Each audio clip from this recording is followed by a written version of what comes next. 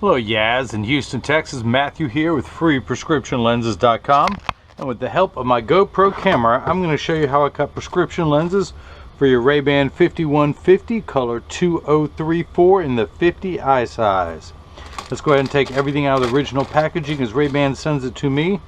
Your hard Italian leather RayBan case, your RayBan cleaning cloth folded up in half on the inside. There we go, there's your RayBan cleaning cloth. And of course the star of the show, the main attraction, the RayBan 5150 color. Of course it comes with a little plastic sleeve on the left temple, which I will put on there when I ship to you. It is the RayBan 5150 color 2034, which is the black crystal in the 50 eye size. Shiny black exterior with crystal around the edges and crystal on the inside of the frame. So let me go ahead and begin. I'm going to take out one of your demo lenses. Actually, I'm going to take out both of your demo lenses. What I wanted to say is one of them has RayBan written on it there. And of course, you're going to get all the manufacturer's original packaging so you can verify these are authentic. I'm going to put it in the tracing out of my edger and hit start. This little stylus is going to pop up and it's going to go around and trace the right side of the frame before doing the same thing for the left. Here at freeprescriptionlenses.com, where everyone loves a bargain and no one is disappointed in quality. You buy a genuine, authentic RayBan frame and you will receive one free pair of clear single vision prescription lenses or non-prescription fashion lenses. My receipt has my federal ID tax number, so if you have vision insurance or flex dollars, you will get reimbursed for this purchase, whether they are prescription or not.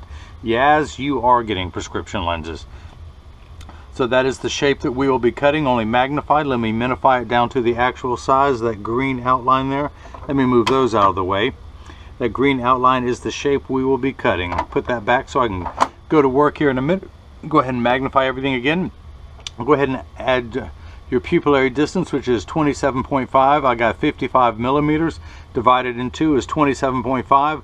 It starts at this number. I'm going to keep tapping the minus button until it gets down to 27.5. And there we have it. I do want to raise the optical center height up to about 18. There we go. So now that that's done, let me come down here to my Marco 101 lensometer. I'm going to spin the axis wheel to 100. So everyone here is 100. There we go. And put the, let me zero this out, meaning that make sure it's on Plano. Okay. Of course, you're in Texas. Plano is a city to you. So I'm going to put on -1/4. Take your first lens, -1/4, -50, -1/4, -50. Take it out of the original packaging. Put the lens into the thing. Rotate it until the sphere power comes in clearly, which is the -1/4. Find the optical center of the lens. Check the astigmatism correction of -50. That looks good. I'm going to put 3 dots on your lenses. Hey, all 3 dots showed up for once because I just put ink in there right before I got started. I'm still going to darken them a little bit, and we're going to mark this one the right lens. Let's do the same thing now for the left. The left is -50, -1/4 at 66. I'm going to spin the axis wheel to 66. Take the lens out of the protective sleeve. Put the power drum on -50. Put the lens in, rotate it until the spherical power comes in clearly. Check the astigmatism correction of a -1/4. That looks good. And I'm going to put 3 dots on this lens. And I'm going to put an L on here, which stands for not right. Now, if you missed any of that, let me recap. Oh, I love telling bad jokes. Free bad jokes with the purchase of every pair of glasses. Freebadjokes.com. That's what I'm going to rename the website. So let me go ahead and put your right lens onto the platform. It's going to walk the plank. Now, these are blocks. As I like to call them, Jenny from the block. Not only do they make nice horsey sounds, but these will hold your lens in place while it is cutting. So I need to apply 2 double-sided adhesive stickers, of which I've got 2 right up here. The black side is the sticky side. I'm going to stick one onto the first block, place that onto the ledge, the platform, the plank. Put the second one on there, pull the paper away to make the black side sticky. Now on the back is a little silver button that is a magnet. It's going to do its job twice tonight. The first time it's going to attach itself to something magnetical there in the arm. So I'm going to go ahead and do that. The reason why I put those 3 dots on there is that it lines everything up. It tells me how the lens needs to be oriented in there. Now the blue cross that you can see a little easier is the geometric center of your frame. If I were to measure vertically and horizontally, that blue cross would be dead center. I can't make a cross right there. Your eye is above that and just inset. So inset meaning inside of that. And I'm going to put that center dot, which is your optical center right there. Those other two dots are lined up and telling me they're in there perfectly. I'm going to hit that button. The arm's going to come down and place the block onto the right lens. Let's do the same thing now for the left lens. Place it onto the platform, pull the sticker away, the paper, to make the black side sticky. Line that magnet up with the one in the arm here. Now, your pupillary distance is mirrored from the right, 27.5, same as the optical center height. I just want to go ahead and line up the optical center of the lens.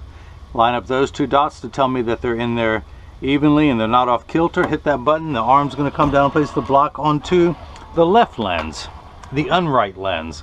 Now this is the edger. This is what costs $40,000. It weighs 200 pounds. I recommend everyone go out and buy their own lenses, and you won't have to do any more mail order lenses and have this guy cut them for you. You'll be able to do it yourself. Now the actual cutting wheel is moved over to the far right for now, but it's going to move over when it begins. But this far right wheel is the cutting wheel. It's going to act like a heavy grit sandpaper to grind away your lens material. This wheel in the center, that little channel, that valley, that's what's going to cut the bevel onto the lens so it stays inside the bevel of the frame. Now this magnet is going to do its job a second time tonight as it holds it in place into the chuck, or as I like to call it, the Charles, because I don't know this machine well enough to call it Chuck. That's right, you heard it here first. I've never said that before. So let's wake up the computer. That is the shape of the lens we'll be cutting. These are polycarbonate lenses. If they were plastic, high index plastic or Trivex, I would select that, but we're going to stick with polycarbonate. I do not, the two green stars mean it cuts on the slow cycle for polycarb. If I wanted to cut it really fast, I would leave it on that 1 star, but I'm not. I do not want to polish the edges. They're not going to be seen anyway. I do not want to put a bevel on the front surface, the convex surface of the lens. I only want to put a safety bevel on the rear concave surface of the lens. I'm going to take it down 1/10 of a millimeter in advance, and I may need to do that a little more. I'm going to hit the green button, which is start in every language. The door closes, the clamp shuts, and then the lens is going to be traced by 2 white styluses, making sure that it's large enough to fit into the frame. You can see as it's going around tracing the shape of the lens that it will be cutting. And then the old carpenter saying measure twice, cut once. It's measuring the thickness of the lens at every point to know exactly and precisely where to place the bevel so you have the least amount of edge thickness showing. Although, you know what, I should have a special on edge thickness. Give away free edge thickness with the purchase of every frame. But nope, it ain't going to happen with you, as yours are not going to protrude out. Now, if you see light flickering back at there, that is water running there to catch the optical sawdust as it exits the lens from the cutting wheel and onto the back of the machine. Plastic, high index plastic and Trivex lenses cut wet with water spraying on them the whole time.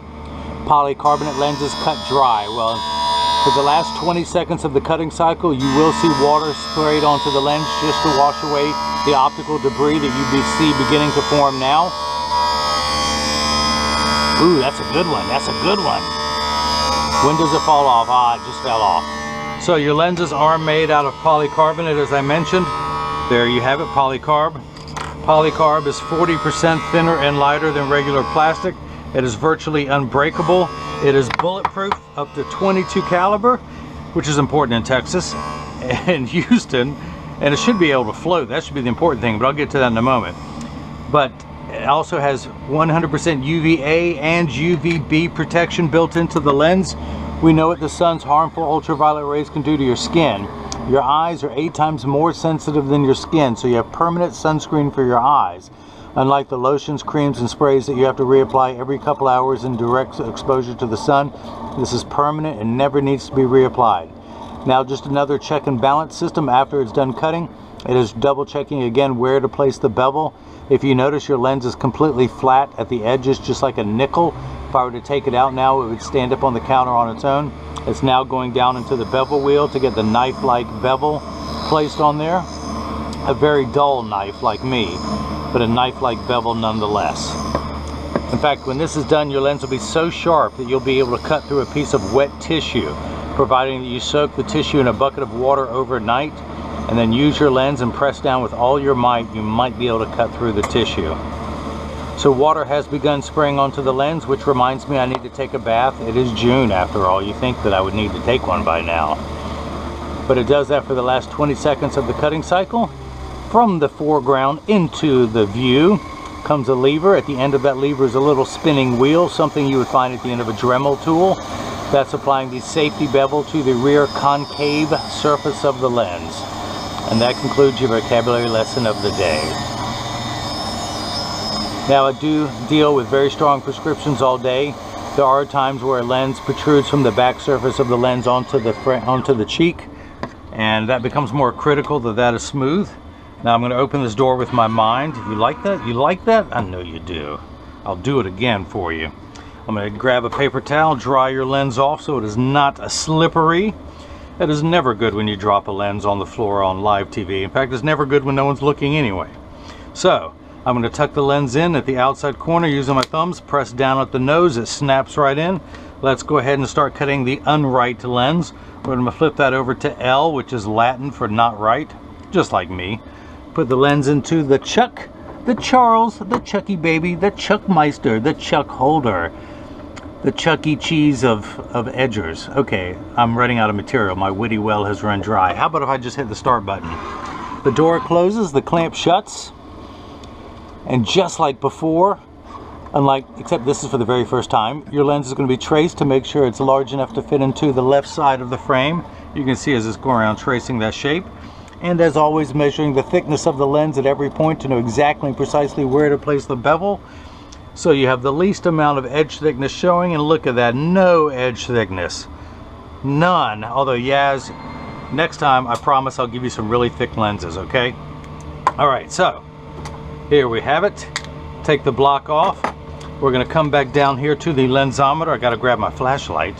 And we're going to verify that this is made correctly. I'm going to spin the axis wheel to 100 because your prescription reads -1/4, -50 at 100. Spin the axis wheel back to 100. Put the power drum on -1/4. Put the lens in, rotate it. I'm sorry, read the prescription, and we're getting -0.25, exactly 1 tick mark away from 0. Now the unit of measurement we use in the optical world is called a diopter, spelled D-I-O-P-T-E-R. It starts at 0 and goes up in quarter increments there, 0.25, 0.50, 75, and so on. You only need one step of nearsighted correction. I'm sorry, farsighted correction. You are nearsighted, only minorly. You have the smallest amount of correction possible in your right eye. Most of your prescription is what we call astigmatic. You need 2 steps of astigmatism correction. So without your glasses on, things are ever so slightly larger than they really appear. You put the lens on, that's why there's a minus sign. It will minify one size, one step. But once it's the correct size, we need to take away fuzzy edges with the astigmatism. That's why 6s and 8s look alike, or the letters P and F. So that's the fine-tune knob, and we're going to turn that fine-tune knob to 100. We have a choice of anywhere from 1 to 180. A straight line is 1 to 180. If this were a knob, we're going to turn that knob to 100. We're going to pass the 90. 180 is over here with 0. 0 being the cap. 90, we're going to turn it just to 100. Now let's go ahead and check your astigmatism correction of 2 steps. And we end up at -75. How do we get there? Remember high school algebra where you add 2 like signs together? Yeah, don't worry, I've forgotten it too. Let me use today's terms, you'll understand. If you loaned somebody a quarter and then they came back and borrowed another 50 cents, they would owe you 75 cents. That's where we're at, -75 in the red. 1 tick mark away from $1. So your left eye, a little bit different, but the same powers overall. 2 steps of farsighted correction, but then only 1 step of astigmatism correction. And we're going to turn that fine-tune knob to 66. So again, starting at 0, we're going to turn it just past the 45 to about 66, not quite to 90. Now, these last 2 numbers mean absolutely nothing. That's just where we line everything up. You have 1 curve on your eye going this way, you have a 2nd curve this way. And it's how we line those curves up at 166 so you see clearly. So your left eye, we're going to start at 50, end up at -75 when we add 1 more quarter on there. So your lens is done. Let me take it out of the chuck. Let me dry it off. Now, when I was talking to Yaz on the phone, there was some serious flooding going on in Houston, and I was concerned about her. And how she was. She had just moved into a new apartment complex and asked if she was on the second floor to get away from the flooding. And she laughed and said she was on the third floor. And I laughed and said, I guess it could rain a little bit more. It's not going to affect her. Although my heart does go out for anyone who's affected. That is just terrible. A city that is as wide. Houston, I am told, is as wide as 100 miles wide. So a lot of people. It's the fourth most populated city in America behind New York, Los Angeles, and Chicago. So millions of people were affected. So I'm going to tuck this left, and millions of people are affected. Okay, 10 people are affected by me drabbling on. So tuck the left lens in at the outside corner, push down at the nose, it pops right in. Take this block off, pull the sticker off, it is no longer needed.